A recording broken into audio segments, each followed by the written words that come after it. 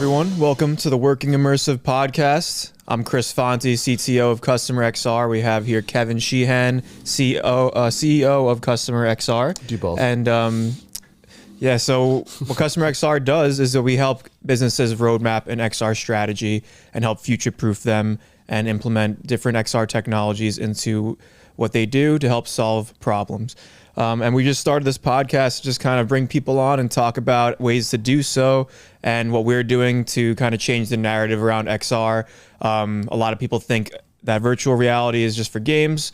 We want to be the ones that change that narrative and say, no, you could actually use this for business. You could use it for sales, marketing, and training. Those are just three good use cases that we've been focusing on a lot.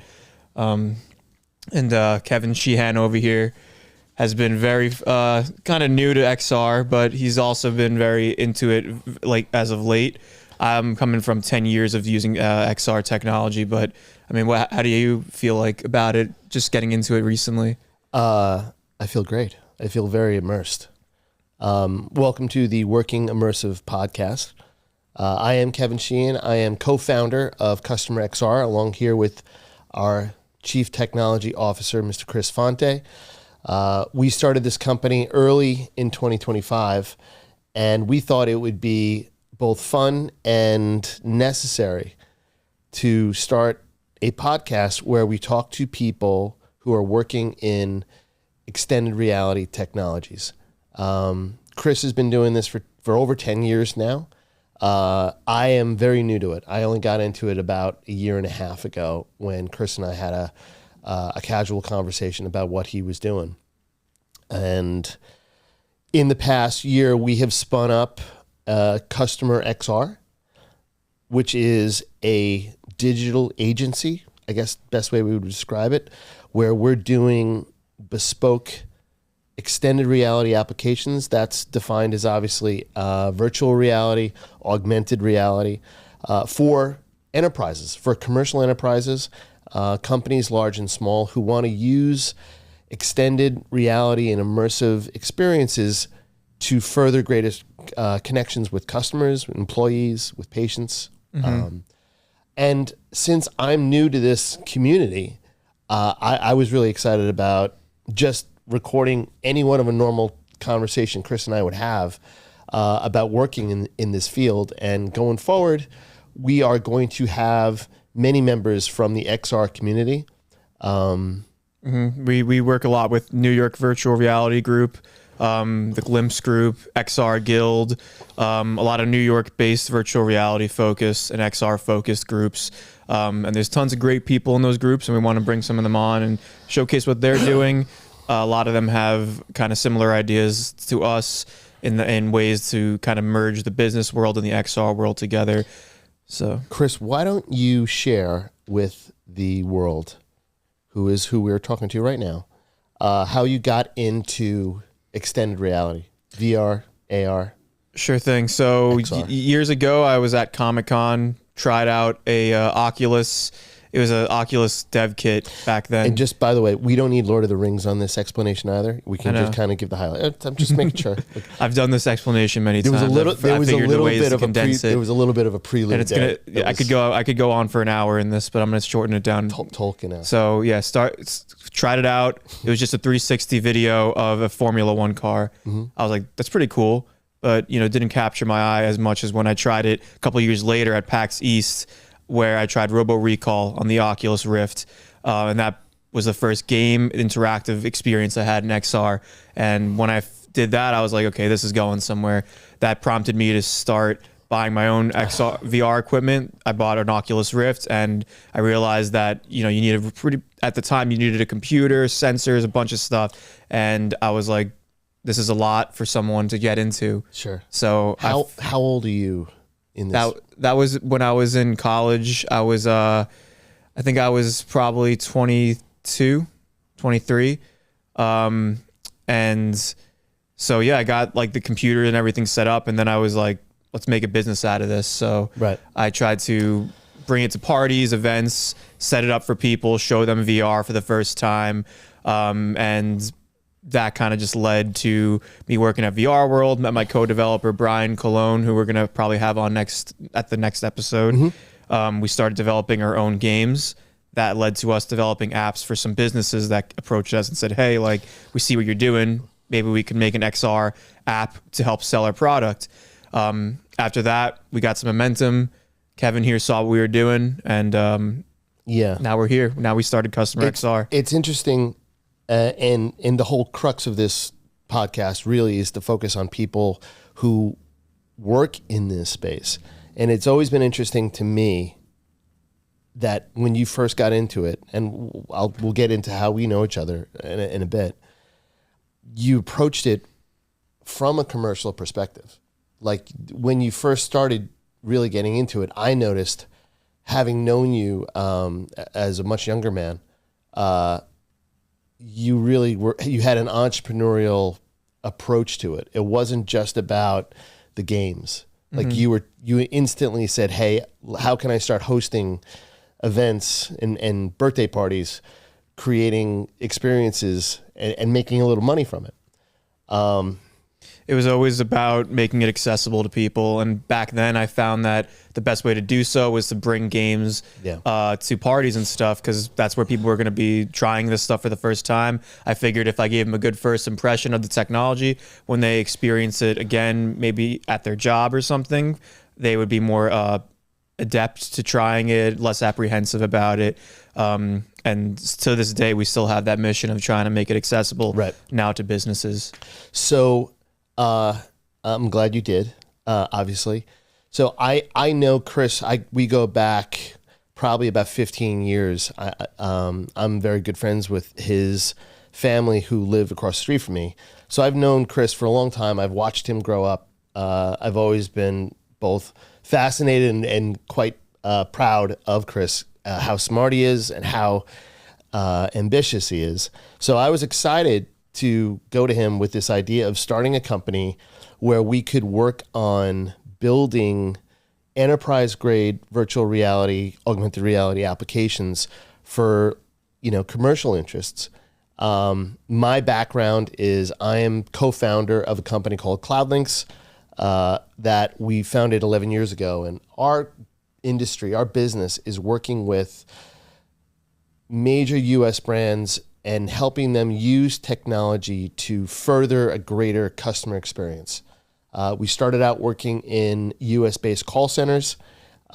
We did 10 years of doing cloud migrations for call centers, which empowered call centers and the brands that they work for to deliver a better customer experience using all these integrations.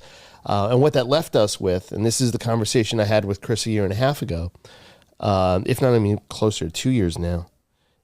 What that left us with was a large client base of customer experience officers for major companies. Because call center managers have now graduated to become technologists that have to use applications like AI, of course, and cloud-based technologies to connect their agents with customers more efficiently, more effectively. And a spark went off with me in our conversation that this was the next technology that they were going to be both tasked with finding a roadmap for, as well as using it effectively to really connect with customers in a better way. That was the original idea we came up with across the street at the pizzeria.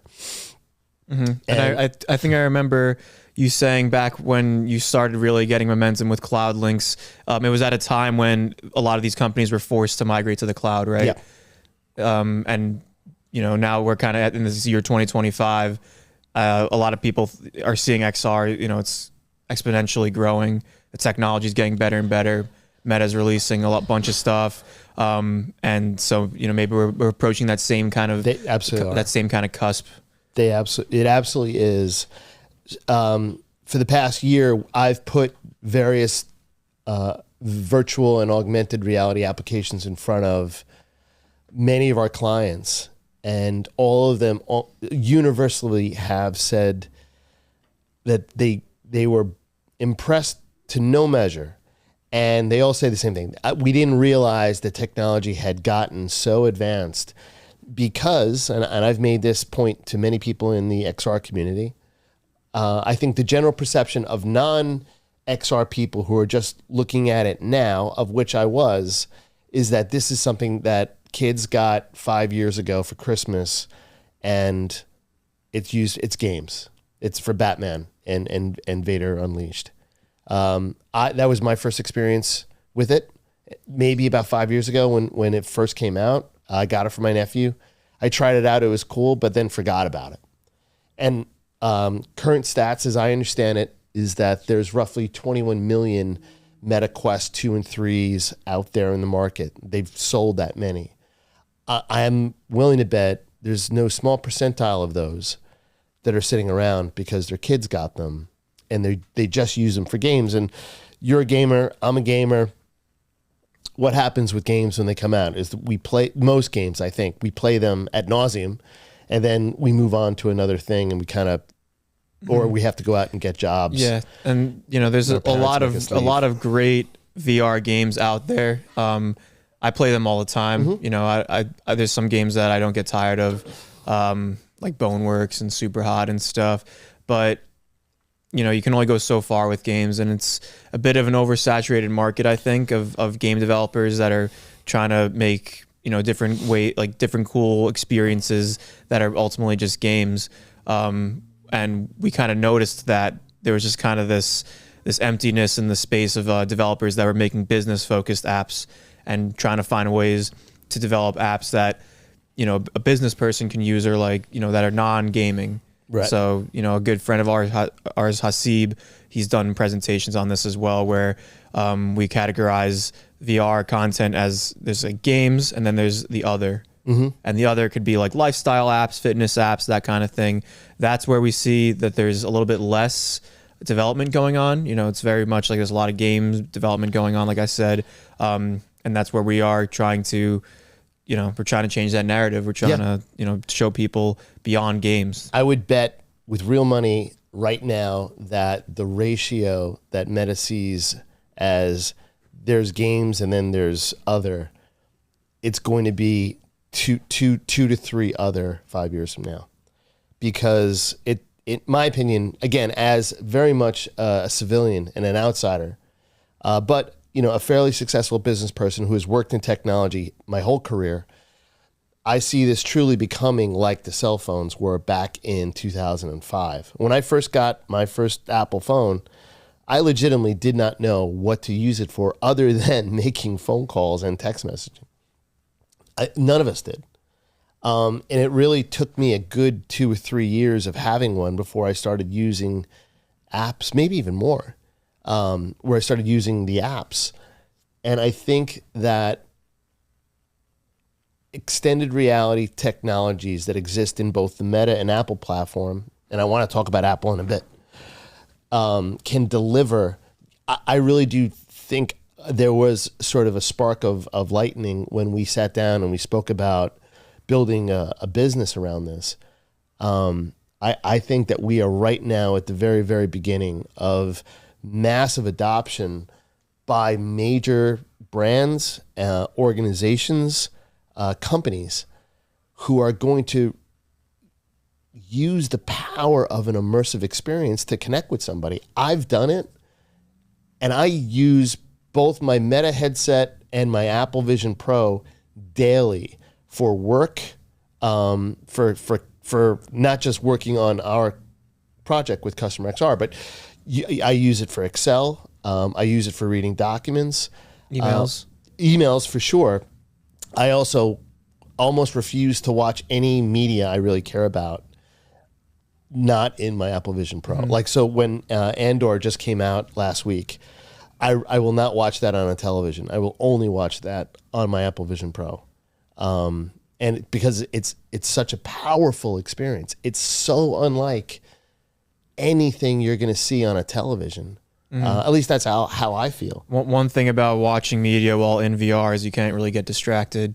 Certainly when you're on the moon watching Andor, like, you're not going to be like looking at your phone or anything like that. And anybody who knows me from work will attest that I have legitimate ADHD. So it is very hard for me to concentrate on anything. I've read one book in my entire life because I can't read, but I can read using both the Meta Quest 3 and Apple Vision Pro. Apple Vision Pro I tend to use more for personal media viewing, but I also use the Vision Pro for more work stuff. And again, I think I am a great example of a test case. I'll use the Meta Quest for working out. It's my number one workout tool. It's my number one golf training tool. There's a litany of boxing games I do, or I've started to do daily now. So like I almost refuse to work out without a Vision Pro. And I think that I'm a forebearer of the future, especially in my generation of sort of baby boomers. Mm-hmm. I think there's tons of VR games that I've played that are like secretly workout games. You talk about the Batman game a lot. The Batman game, even like, fighting people and hordes of enemies on hard mode. You don't even realize, but you break out a sweat. There was no need to flex on the hard mode thing. I do everything on hard mode, all games. But yeah, and there's another game. I forgot what it was called, but it was this like robot arena fighter. Right. I was playing it recently, and I got out of it, and I was like, I'm drenched in sweat. Yeah. That's the thing about VR. You like don't even realize that you're like physically doing all these demanding things and moving and stuff because you're so immersed. So for all my business contacts and friends who are hopefully listening to this, I can attest that I have not experienced a workout in a long time than when I first started using the boxing apps. Like to the point of dropping to my knees trying not to throw up from exhaustion. And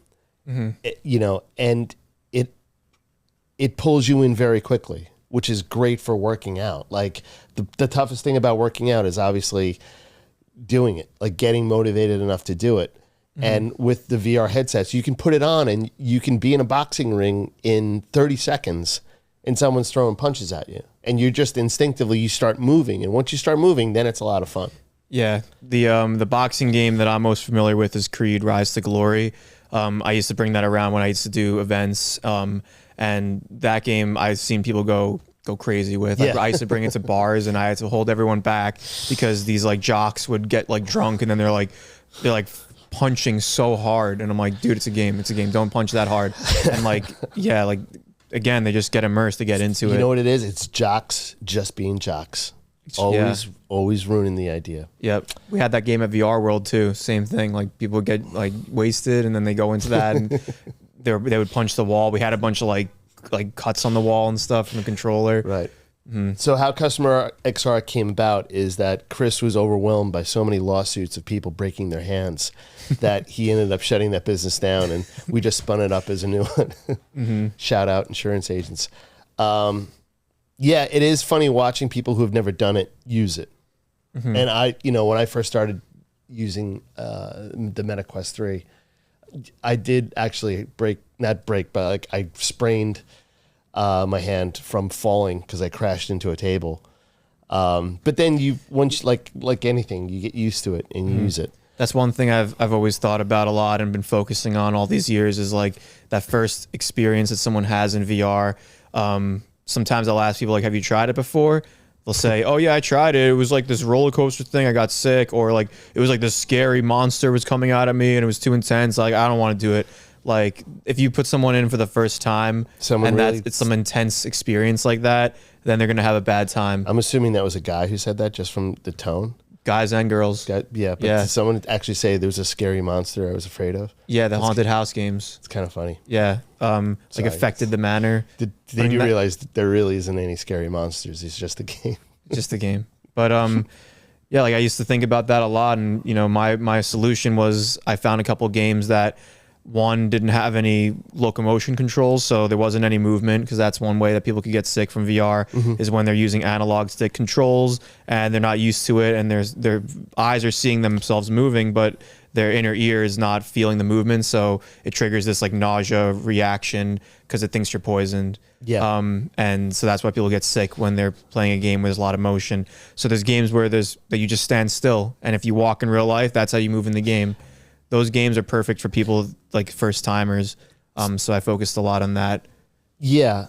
So the games were obviously, I think when history kind of tells the tale of how augmented and immersive experiences became part of day-to-day life for people, it started obviously with these games. And what I believe is now about to happen is companies like ours, and many other in the XR community, is that we're going to take that forward by working with, as I said, making it a commercial application so that people who want to go shopping can do so by putting a headset on at home, but find themselves in a Banana Republic or a Gap or a Xenia showroom and being able to look and see things in a 360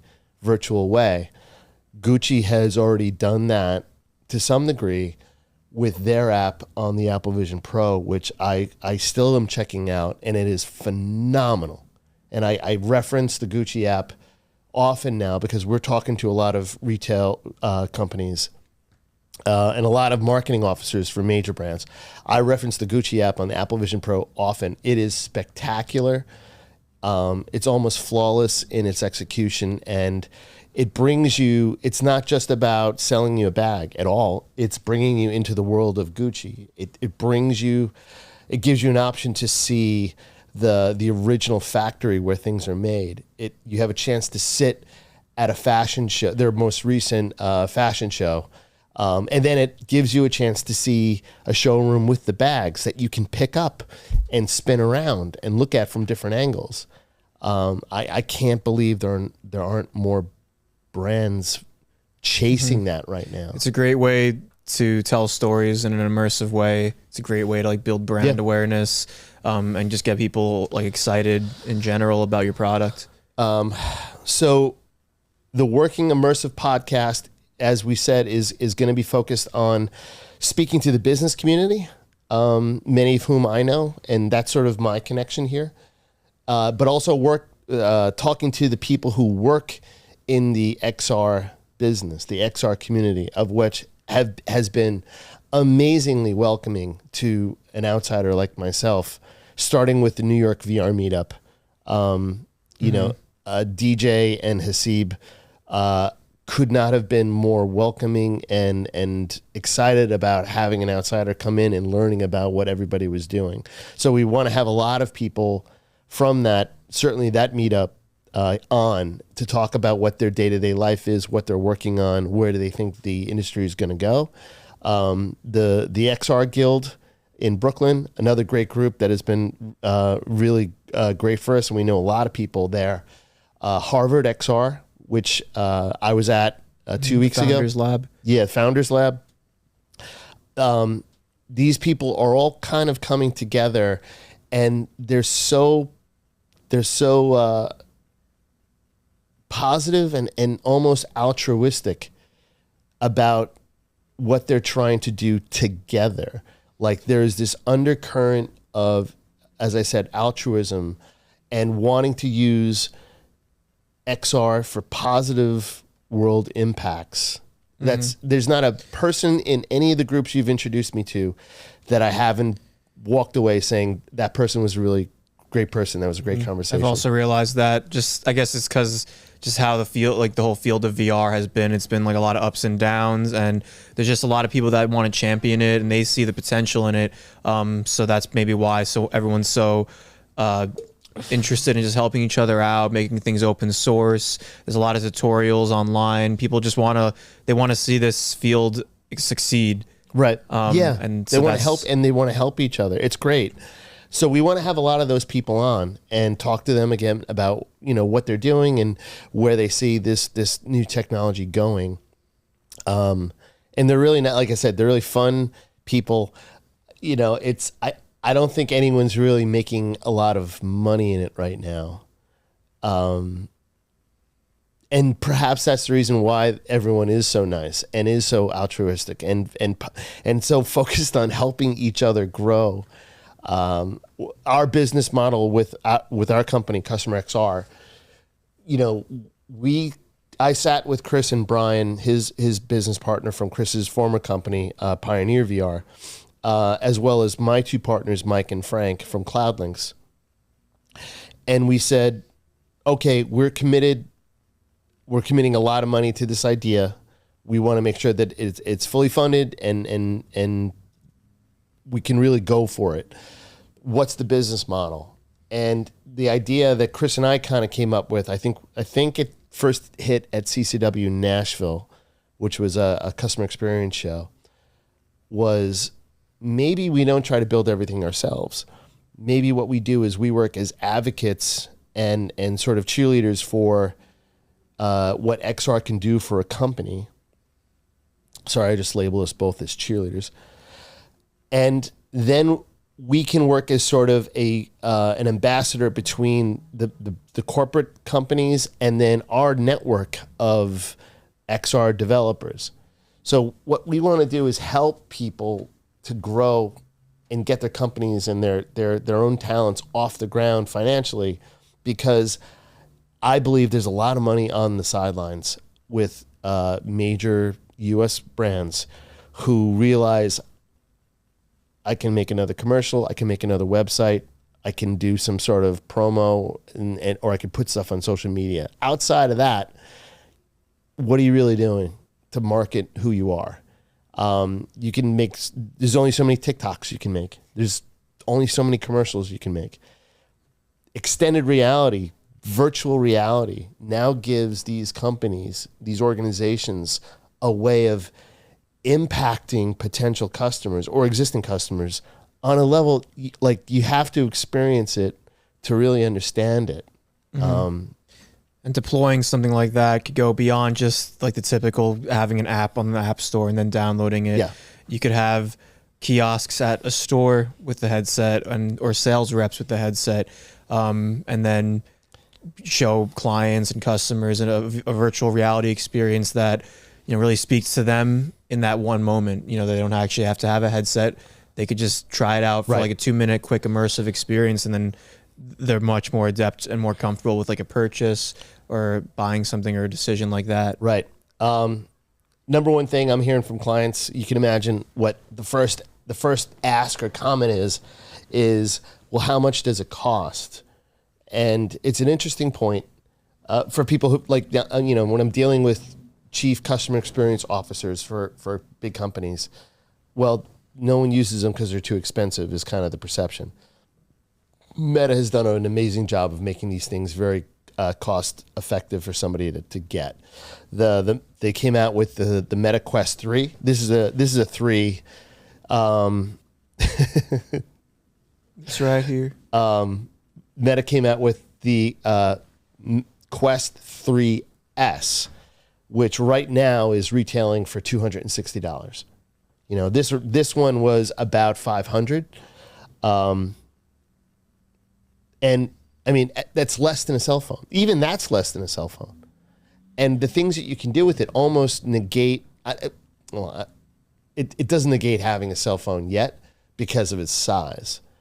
But if the Apple Vision Pro gets down to become a single pane of glass or a pair of glasses, you could absolutely use that instead of having a mobile device in your pocket. I believe future technologist that Kevin Sheehan is, I believe that 10 years from now, it's going to be, cell phones are not part of most people's day-to-day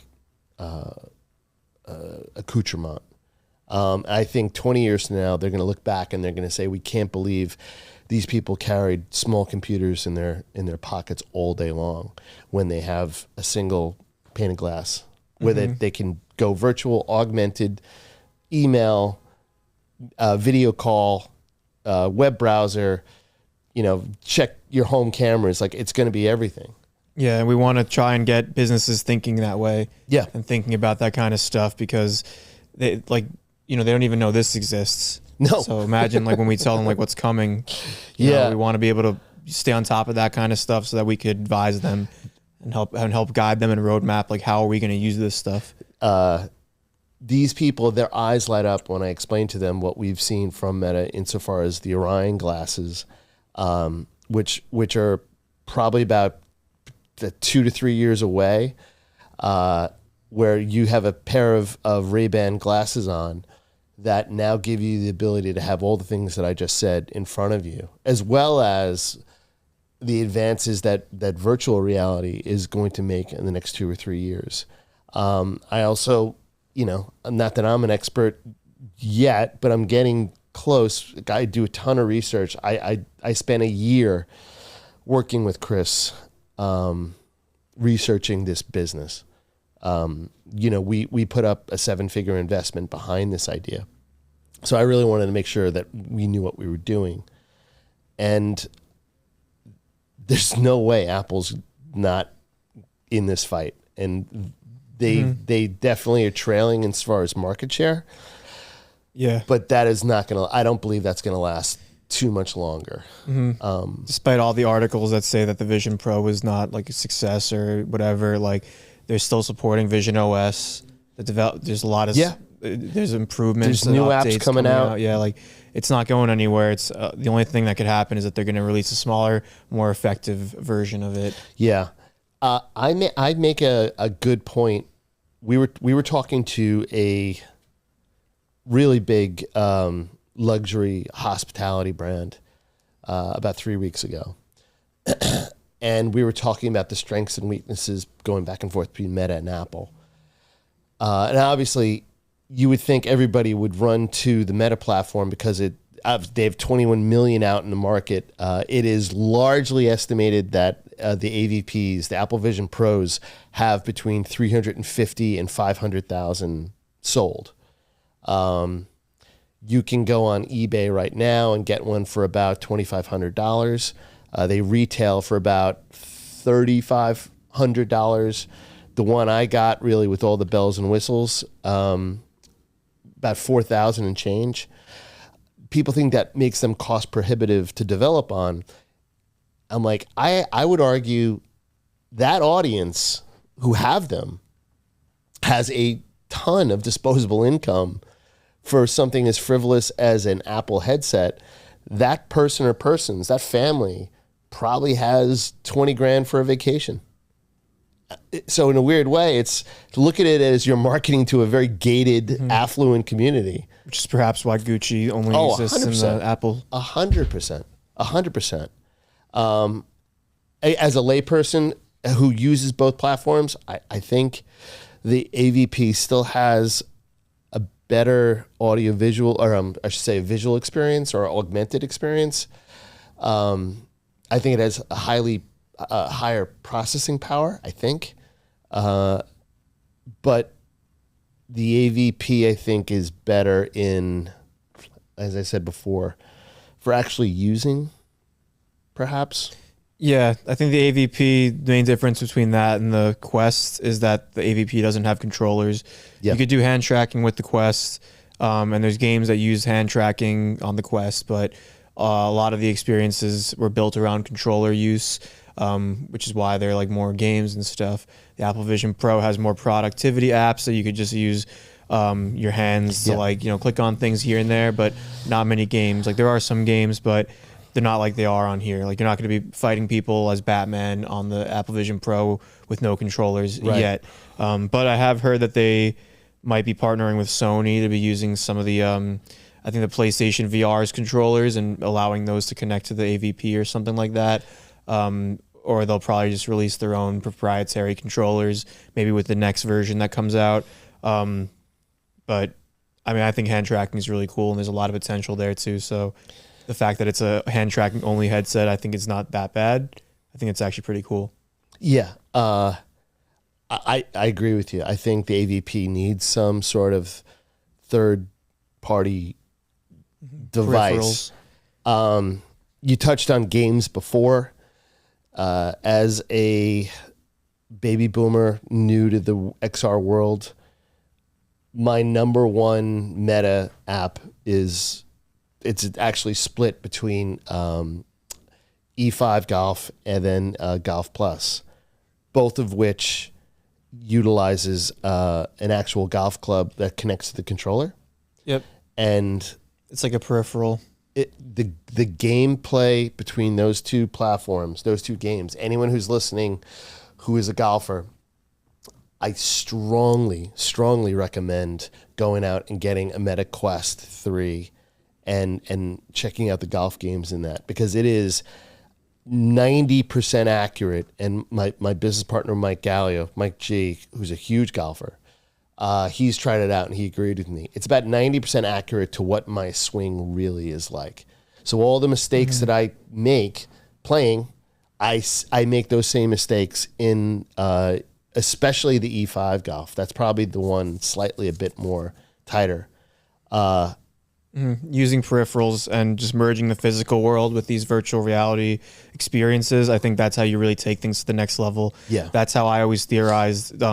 If you want to have a VR, like an arcade or a location, and you wanted to stand out in a way that people can't say, I could just get this stuff at home. I could just buy this and just play all these games in my house. Why would I do this? You need to have some kind of like physical things you can only get there. So even just that golf club, if you had a place where you could like go play VR and they had that, you know, someone might be like, okay, that's worth it. I'll go out of my house to do that. Eclipso, they have their whole giant location space in the city where you could actually walk around in real life. Like you're actually walking, but you're wearing a VR headset, and just that space itself is merging with the virtual world that they've built. Yeah. And that just goes so far. I think that makes it a valuable thing for people to go out and try. I want to almost dedicate a whole podcast to the Eclipso experience, the 2 or the 3 experiences they've done. We're going to have Melissa, who knows Chris and Brian. They go way back. She's the producer of the Eclipso event here in New York. We're going to have her on very soon. It is such an incredible experience. I don't want to give too much away. But if you haven't had a chance to go to Horizons of Kofu and 1874. Something in the 1800s. 1874, I think of right Impressionists. The first one is you get to experience what ancient Egypt is like going inside a pyramid. 1874, I think, is an amazing experience if you're into art, where you get a tour of Paris with the Impressionist artists explaining to you their pieces of art that you can literally walk up and touch while Monet is explaining to you why he did the painting the way he did. It's phenomenal. Actually, I enjoyed the Impressionists one a bit more because I feel like it just worked so well, because for that space, I felt like I was in a museum, but the walls were just being overlaid with the virtual paintings. There wasn't actually a painting there, but I just felt like I was walking around. I was like, oh, like let me look at this one. Oh, let me go walk up to that one and see it. And like just walking up to it felt so real. It felt like I was in a real museum. So I think that was super effective. So we're gonna have a whole podcast, and we're gonna show clips of the experiences with the producer Melissa. But that's another great example of how VR is quietly seeping into the greater zeitgeist of like life. I think eventually there's going to be one killer app that comes out that everyone's going to have to get. You know, the same way that Apple came when they came out with iPhone. I'm trying to think what was the first. I guess it would be email. First killer app for iPhone. Yeah, that there was one. You know, especially back then, I was a salesperson. I think the killer app for iPhone was the App Store itself. That's what diversified it from every other smartphone at the time. But I don't remember having email really be a mobile device application in business. So as I was saying, like I was a hustling technology salesperson back in 2005. Having the ability to read your email in great detail was a game changer for that app. We had text messaging. It wasn't as good as it was on the Apple. So maybe it was SMS. But there's going to be one app that you can only do in VR, and then there's been a couple of those, but for games. Like people have thought like, oh, this is like the next crazy. This game is going to be crazy, and like, you know, like for example, like Bone Lab. That game's awesome. I think I showed it to you once, but it's just too intricate to become a killer app at this point because no one knows how to use these headsets that much. Right. If you're really into the headset, you know how to use it, and you're a gamer, then it's awesome. I love that game. But I showed it to you, and you were like confused, and I don't know if you even liked it. I don't think I was confused. You have to say it like that. I may have had some questions, but yeah, you just got to get used to the technology, and like a lot of people aren't yet, so those aren't going to be killer apps like people think they are usually. I think it's going to be retail. Something simple that people can understand.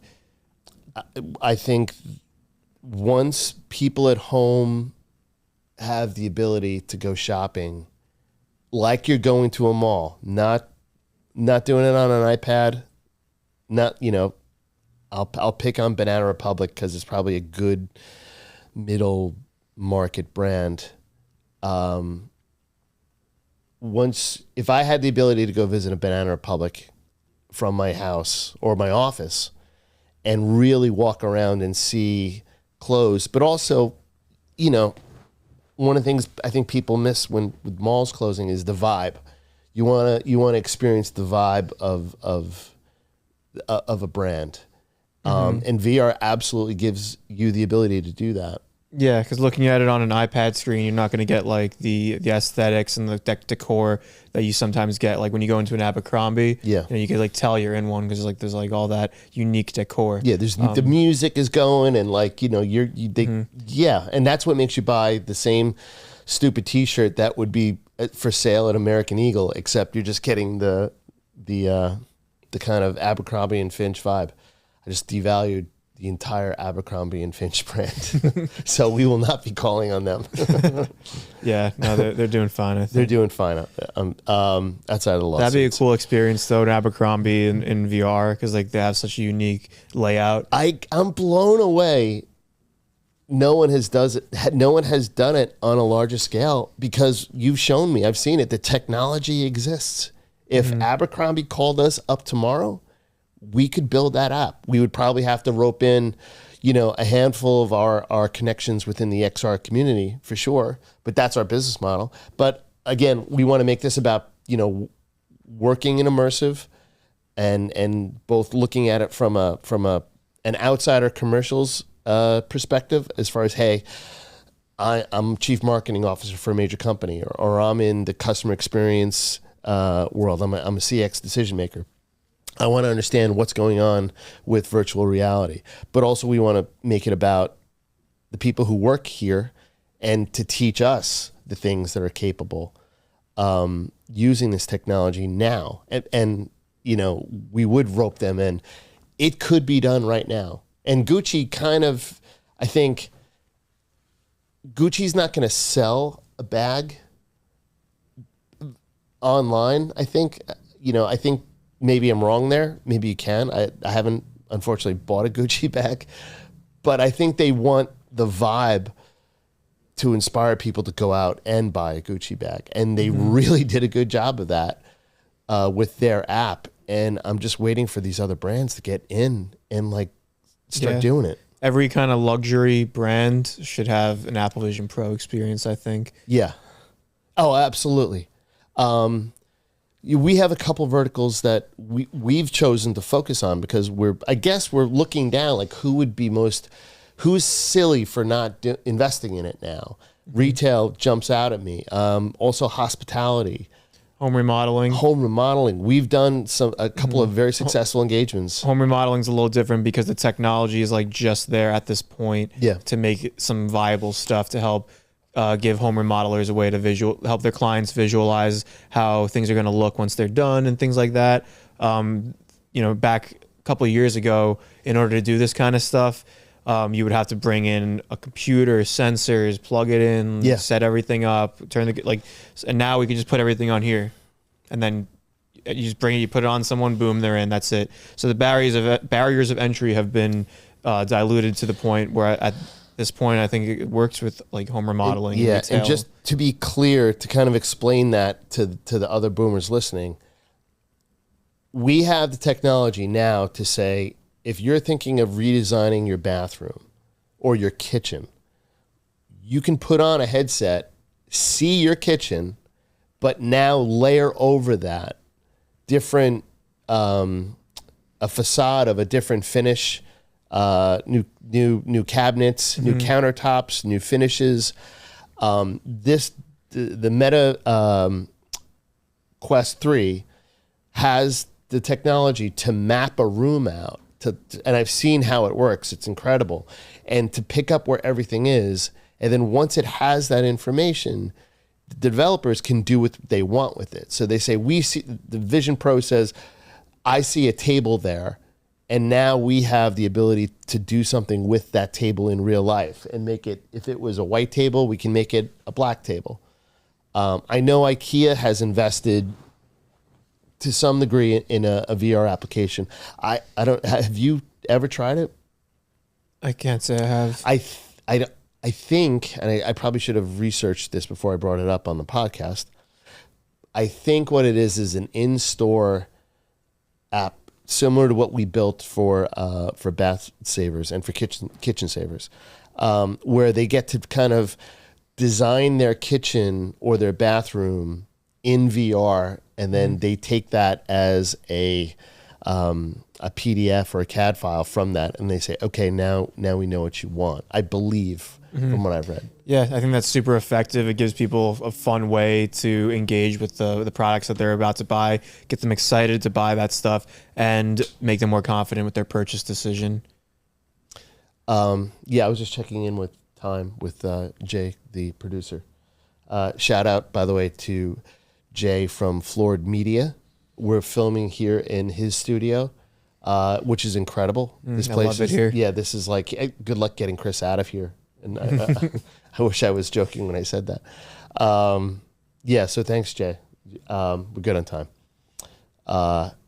This is my first podcast. I did a podcast recently with the Hispanic Media Center, I think it was called, where I basically talked about... Shout out to them. Yeah. And yeah, basically I was talking with an artist who he was exploring like ways to use AI, and how he was like kind of using it in his musical journey. And I just kept bringing it to XR, as I do. Yeah, as he does. So that's actually going to be airing on May 3rd. Just coming up soon. And then once that airs on TV, we'll be able to put it online as well. Get some snippets of that on the Instagram and TikTok. I'm very excited for that. Yeah, so we don't want to go too long. This is sort of our sort of intro to the podcast. We're going to start having guests on going forward. I can tell you that Chris will definitely have his glasses on going forward. He always wears glasses. He's not doing it now. I don't know why. We almost agreed one of us would have glasses on, and all of a sudden he just, Superman shows up. I'm probably not going to wear my glasses then. Well, now that you said that. We'll talk about it offline. And we're like, if you're part of the XR community and you want a place to talk about your particular craft, your particular angle on XR and what you're doing and where you think it's going, please reach out to us. We'd love to have you on.